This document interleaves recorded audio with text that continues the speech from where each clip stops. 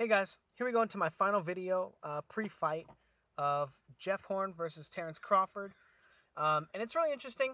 So first I'm going to talk about keys to victory for each fighter, how important it is to talk about these ideas, and then I'm going to do my prediction video, and then I'll do my prediction at the end, and I'll talk about how I think the fight is going to go. Because even though I think that these are the tactics they're going to use, I think that the fight might wind up playing out a little bit differently. But I want to talk about that after. So the first key to victory for Terence Crawford is controlling the space between him and his opponent. It's very, very, very important that he does this and that he doesn't give Jeff Horn all the free reign to feint and probe him out of position and learn about his defense. Um, because that's going to mitigate the ability for Jeff Horn, or that's going to mitigate the ability for Crawford to counter him, because Jeff Horn's still going to be able to feint and get him into making favorable mistakes for Horn. So I want to talk about this and show some film of what happens when Crawford does do that. So here he is controlling the space with an active guard, right? He's feinting. He's reacting to Indongo's feint right there. As you can see, he tries to catch it. But look at how he's using his lead hand, right? And he sticks his lead hand out there to control the space, and that incites Indongo to think, oh, he's jabbing at me. So what does Indongo do? He shoots his own little hook out there, and that gives Crawford the opportunity to counter him, right? By not allowing Julius Indongo to properly set that punch up and to bait him into countering his probing shot, he gets Indongo to set up to put himself out of position with a punch that he's easily able to counter by not allowing Indongo to set that shot up. Now in the next situation, we have Crawford feinting or probing with the lead hand right here, feinting forward, probing with the lead hand again, using a very active lead hand. Notice how he sticks his lead hand out there, very important. And then controlling the space and then shooting a jab, feinting him with the walk forward to get a look. And notice how he feints again and he gets a look at Indongo and how Indongo kind of ducks down for a second. That is actually important if you watch the rest of the fight when he does wind up knocking Indongo down, but that's not here nor there. But anyway, controlling the space between them, and now Indongo's looking for an opportunity to set his shots up. But because of the fact that Crawford is feinting him and using the lead hand and probing and controlling him so well, Indongo looks for an opportunity to throw some punches when Crawford stops. Now Crawford's no longer controlling the space, and Indongo says he's not setting something up. This is my opportunity to catch him while he's not feinting, he's not probing, and he's not tricking me into thinking he's setting something up. So Indongo steps forward with the lead hand. Crawford is easily able to turn away from the shot and land a great counter right hand or counter left hand. And that's because he spent so much time controlling the space that as soon as Indongo said, hey, now's my opportunity, he just went for it, right? He didn't stop to think, hey, I need to set this shot up. I need to test his defense. I need to. All he said was, hey, man, it's been about a minute in the fight. I haven't really done shit. I better do some shit, otherwise I'm going to fall behind. And he winds up getting countered. Now, again, Crawford controlling the space, even when Indongo is using feints and using probes. So as you can see here, Indongo flashes the lead hand to test Crawford. And what does Crawford do? Shit, I missed it. What does Crawford do? Look at Crawford's lead hand right now. See how he brings it up? Right? He brings it up to control the space to make Indongo think, oh, he's going to do something. And now Indongo tries to counter what he thinks he's doing, right? But Crawford is just testing the water, making sure that Indongo is being honest by probing with this lead hand, and he gets Indongo to commit to a right hand that he thought was going to counter that jab. As we saw before in the film study, in the first clip, when he used his lead hand and then baited Indongo into throwing that wild hook, this time Indongo throws the right hand over the top instead to try to counter the jab counter of Crawford, and Crawford is able to easily walk him into that shot and land a great shot.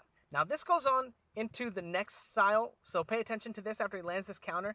He moves off the line, and this is going to be really important later, and we'll go back to it later. But now we have an instance of Crawford not controlling the space. He's not going to control the space during this entire engagement because he thinks he has Indongo kind of figured out. He kind of gets a little relaxed with the strategy, much like Vasily Lomachenko did against Jorge Linares. So he's going to be using his head movement, slipping, but notice he's not using his lead hand at all, right? It's going up and down, but it's not going out into the range of Indongo. Now Indongo is feinting him again, right? And after those feints, he's able to feint forward and then boom, land a great left hand on Crawford because Crawford's not controlling the space anymore, right? He's not ready to counter. He's not actively engaged in the engagement that Indongo is looking for. So he's able to catch Crawford out of position because of the fact that Crawford is not looking to control the space. Now we have a very similar situation, and this is 10 seconds into the Gary Corcoran fight. He shoots the jab, and Gary Corcoran's not controlling the space between them, right? So he shoots the jab and sees that Gary Corcoran is moving to the side, right? Now he's feinting, feints to the inside, or to the inside of Gary. Now he feints with the lead hand and gets Gary Corcoran off of the same information that he used before to slip to the outside, and then bam, lands a great left hand, or a great right hand. And that's because Gary Corcoran is not controlling the space. He easily gets feinted out of position here. And this is only 10 seconds into the fight with Gary Corcoran, showing that that Jeff Horn knows how to use that information that he picks up on his opponents, and that he likes to feint, he likes to probe, and he's very active in his guard. So Crawford is really going to need to control the space between him and his opponent. And that's also going to serve two functions. Number one, not allowing Jeff Horn to control the space and to set his punches up properly, so he can hopefully get him to react when the punches are not set up, and that'll make them easier to counter. But it's also going to allow him to get information for when he does catch Horn with the counter and set up his offense later. That's going to be very, very, very important. Now the next clip. Whoops. Oh, this is the wrong video. Ha ha ha ha. Right here. The next clip is how important it is for Crawford to move off of the line. Jeff Horn is a big freaking guy, and he has great scrambles. He has a lot of experience fighting, and he's very good at finding those little angles, that you only find through experience fighting an opponent. And being able to stay on the line with him, or staying on the line with him is a big mistake. And this is going to be really important right here. Boom, as he catches him, he lands that shot, and then he moves off the line. This is going to be something he needs to do all night. And again, right here, baiting Indongo into throwing that shot, moving off the line first, and then throwing his counter shot. And Indongo doesn't have an opportunity to counter. But notice when you see here, Indongo looking to throw 2 and 3 more punches, right? But because Crawford's not there, they're not able to be effective. And then again right here, boom, catches him with that shot. Now this is what happens when Crawford stays on the line after countering. Boom, maybe. Boom, he misses that shot and winds up being open for the right hook and the left hand. Fortunately for him, neither one of them land, but Jeff Horn is a little bit better at predicting that kind of stuff and making those, landing those shots than Indongo is, I think. Now Crawford's next key to victory is, and we'll see more about why it's important for him to move off the line later, but it is very important for him not to be on the line with Jeff Horn. But his next key to victory for Crawford is going to the body. Now, he looks to set up most of his shots, his counters, to the head, and as you can see right here, he has a hard time pinning his head down, right? Because Indongo has made an adjustment and he starts punching with head movement, and Crawford is not able to land his shot. Now again, Crawford countering to the head, right? And Indongo is able to slip, and then boom, land his own shot to the head, which is going to be very devastating if Jeff Horn is able to land shots, because Jeff Horn's a bigger puncher than Indongo is. And then again, in this situation, now this is even the knockout. This is the knockout right here, but Crawford is going to miss his first shot to the head, his first counter. Boom, he misses his first counter to the head, and then goes to the body, and that's how he gets his knockout. But look at how he misses the first shot as he's following him back with that counter left. It's going to be really important that he goes to the body first, because Jeff Horn is going to be using that same kind of head movement, but also he's going to be controlling Crawford and using a very physical defense to stop Crawford from being able to counter. And we're going to talk about that in Horn's keys to victory in just a second. Actually, right now. Now, the keys to victory for Jeff Horn are also very simple. Very, very simple, because this is very This is a very linear fight, and the reason that it's a linear fight is because of the in and out style of Jeff Horn. There are only so many opportunities for Crawford to attack him, and that's when Jeff Horn closes the distance or chooses to close the distance in the very similar fashion that Julius Indongo did. So what we're going to talk about is Jeff Horn's ability to control his opponents and what happens when he doesn't. So right here, he shoots that right hand, and then he shoots a jab, but Gary Corcoran takes a step back, um, controls Jeff Horn, and then starts throwing his own shots. And he lands one of them, right? Not super clean, but you kind of get to see what happens when Jeff Horn doesn't control his opponent or use responsible defense. He tries to punch in combination instead. And this kind of offense right here, where it's not really set up, is exactly what Crawford is looking to do to Horn by controlling the space between them, by feinting, by probing, and getting him to open up when he's not properly set up, and he's going to be able to land counters like this. So what Jeff Horn is going to need to do, now this is the same exact instance, right? Gary Corcoran doesn't take a step back, but Jeff Horn also doesn't look to punch in combination. He throws that right hand, boom, and instead of throwing the next shot, he controls Gary, pushes off with his forearm, and then lands the next shot. You know, whoops. So boom, right hand, controls him, and then throws the left hook off the top, off of the control after he's already got Gary Corcoran out of position. And again, shoots the jab, Gary slips it, right? And that's his opportunity to counter, but Jeff Horn lays on him and controls his head. A little dirty, a little much, but I would tell Jeff Horn to do that over eating a counter right hand from Terence Crawford any day of the week. Again, shooting that right hand, Gary Corcoran ducks it, and what does Jeff Horn do? Controls him with his weight, and then pushes off and stops the counters from coming. Another right hand, he shifts forward this time, controls the space between them with his forearm on his left and his right, and then kind of lands another little shot right here. But as you can see, boom, right hand, right, shifts forward with his right leg, controls him with his forearm on the left side, and then holds him, and it stops Gary Corcoran from even being able to attempt counters.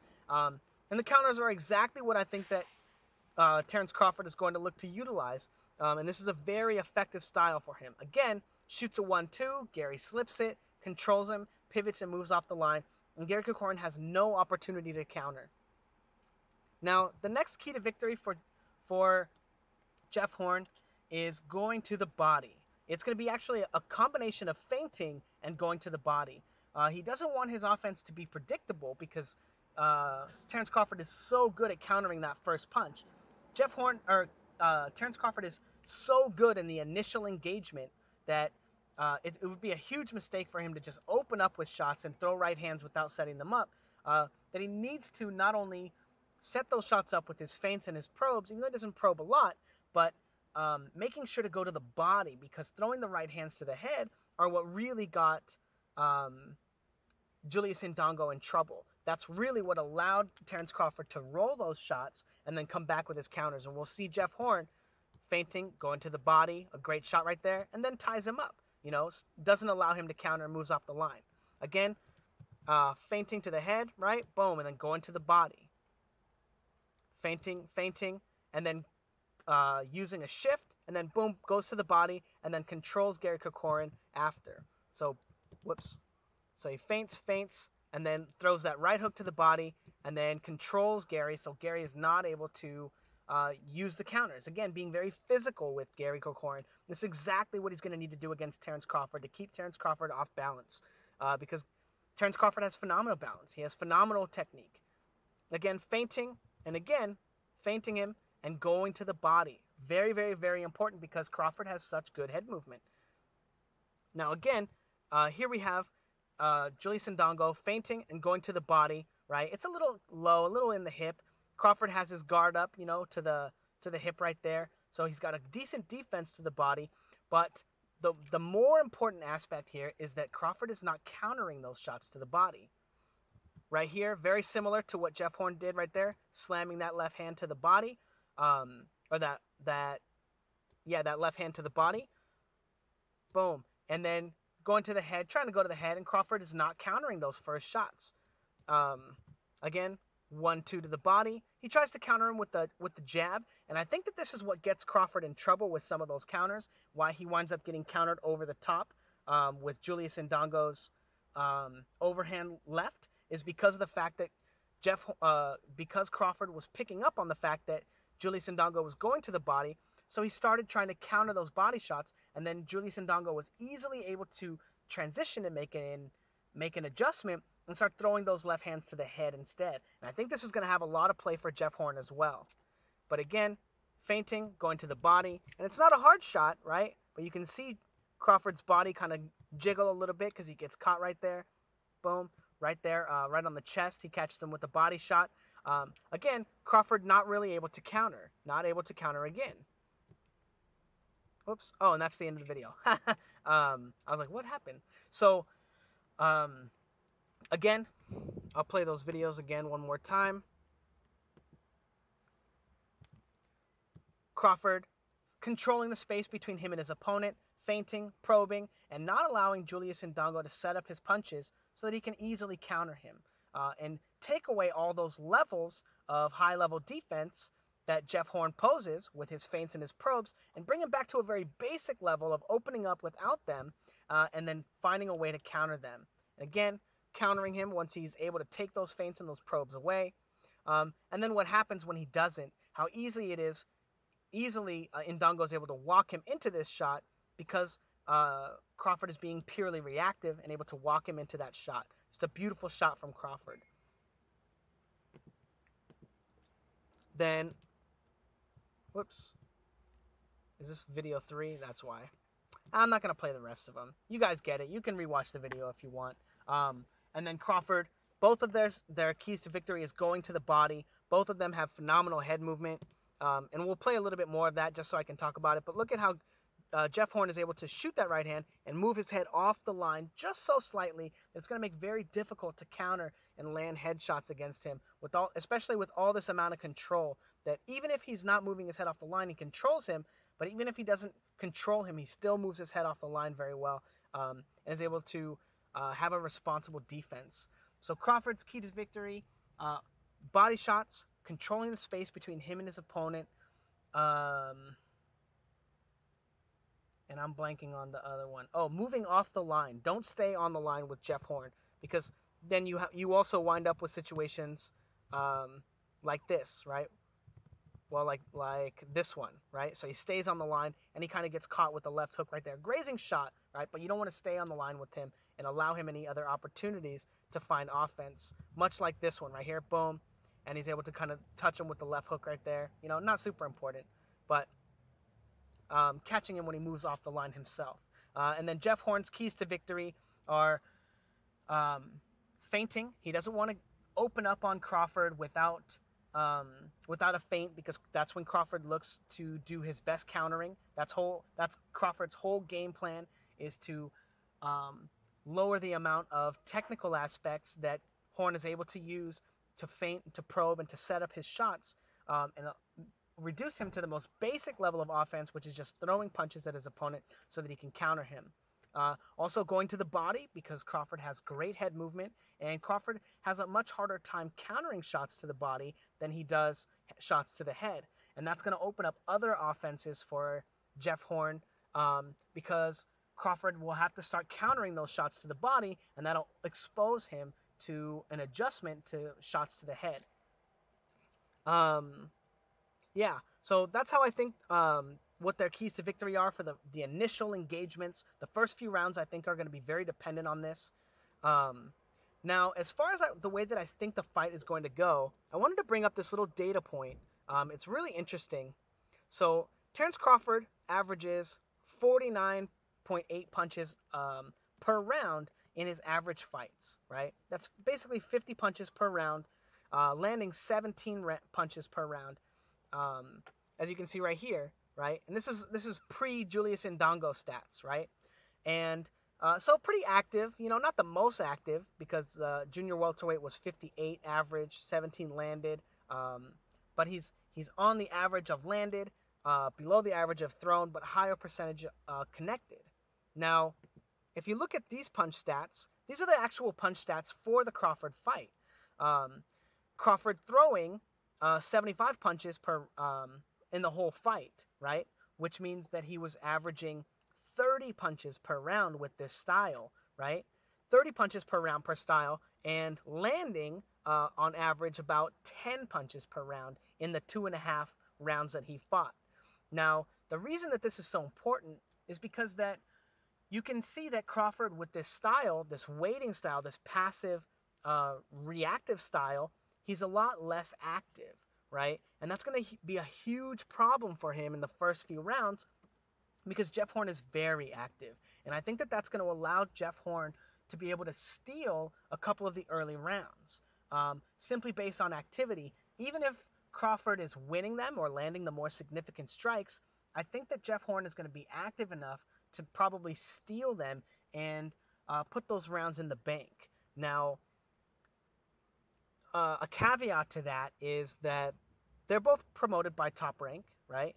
But I think Crawford is the one that is the bigger, I don't want to say the bigger draw, but I think that if either of these two fighters are likely to get a hometown decision, I think it's going to be the one that's considered, um, you know, top 5 pound for pound on everyone's list.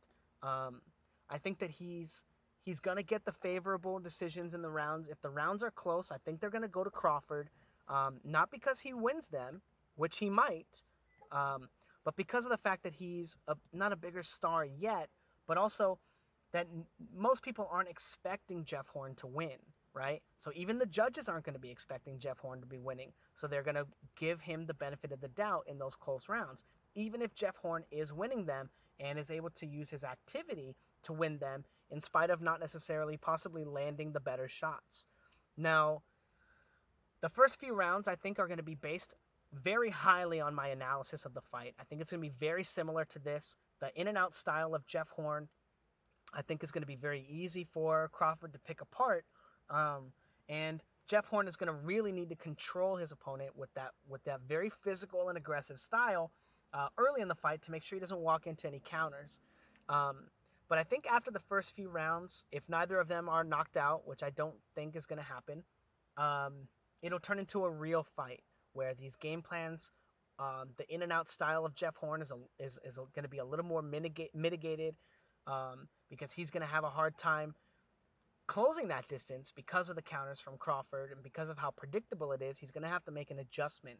Now, another thing that's going to be really interesting is this is the exact kind of fight that Crawford should not have taken. We have Vasily Lomachenko getting a little complacent in his fight with moving up in weight against Jorge Linares. Jorge Linares is a slick boxer style, fast, active, but he's not a physical guy, and he was really able to make Lomachenko pay for his complacency, right? Because he's a bigger fighter. Now, I'm not sure who Crawford has been training with. But moving up in weight against a very, very, very physical fighter is very difficult. Ask Mayweather when he fought. He fought that boy. He fought him twice. It was his first rematch. Castillo, Jose Luis Castillo, very physical fighter, and he was able to really put the pressure on Mayweather, and Mayweather had to readjust his game plan in the second fight to make it a much more clearer victory. But moving up in weight and fighting really physical fighters is a huge challenge. It is very difficult, and Crawford might find that in the first few rounds he's bitten off a little more than he thought he was going to be chewing, and I think that that's going to play a huge part in the fight. Um, not just because I don't. It's not just because Horn is bigger, and Horn missing weight is unfortunate.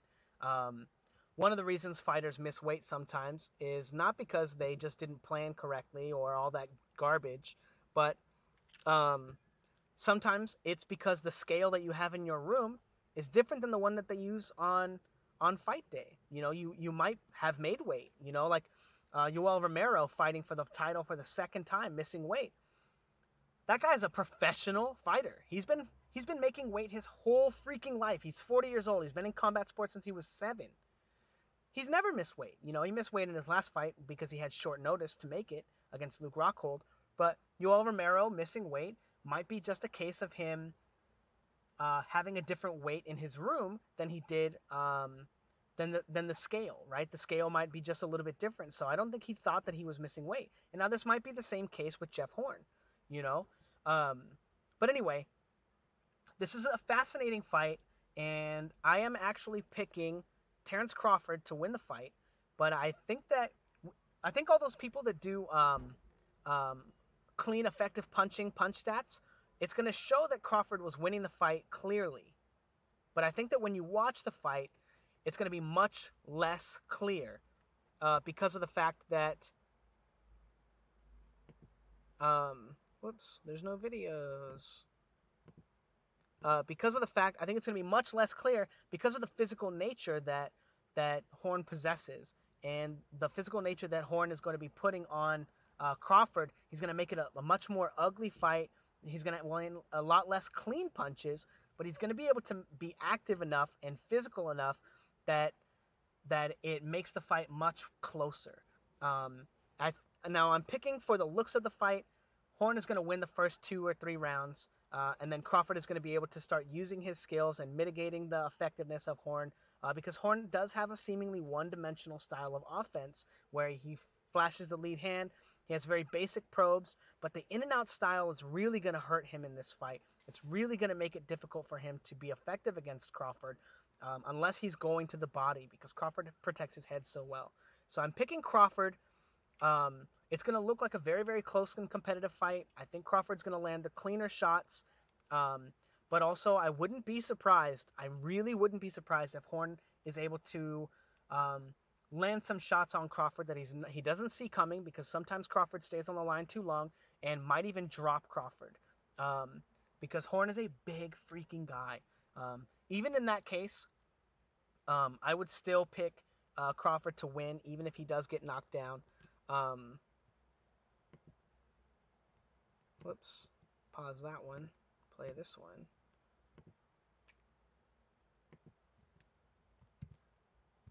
Even if he does wind up getting dropped, I expect him to win. But this might be a case where Horn is just too big and too physical for Crawford to um, have fought. You know, hopefully for Crawford's sake, he's prepared for that, and we wind up getting a great fight. But I pick I pick Crawford on skills, but I'm not counting Horn out because of physicality. He's a tough freaking guy, and even though I think Crawford is by a landslide on average a much better fighter, Horn will be in this fight because of the size and because of the physicality of him. And he might even be able to make it an ugly enough fight that he steals a decision from Crawford. I wouldn't put it out. But again, I think that the close rounds are going to go to Crawford regardless, just because Horn is kind of being counted out. But it's going to be a great fight, you guys. I'm really excited to see it. Let me know what you guys think in the comments below. Um, and who you're picking, why you're picking them, and yeah, I can't wait to read it, guys.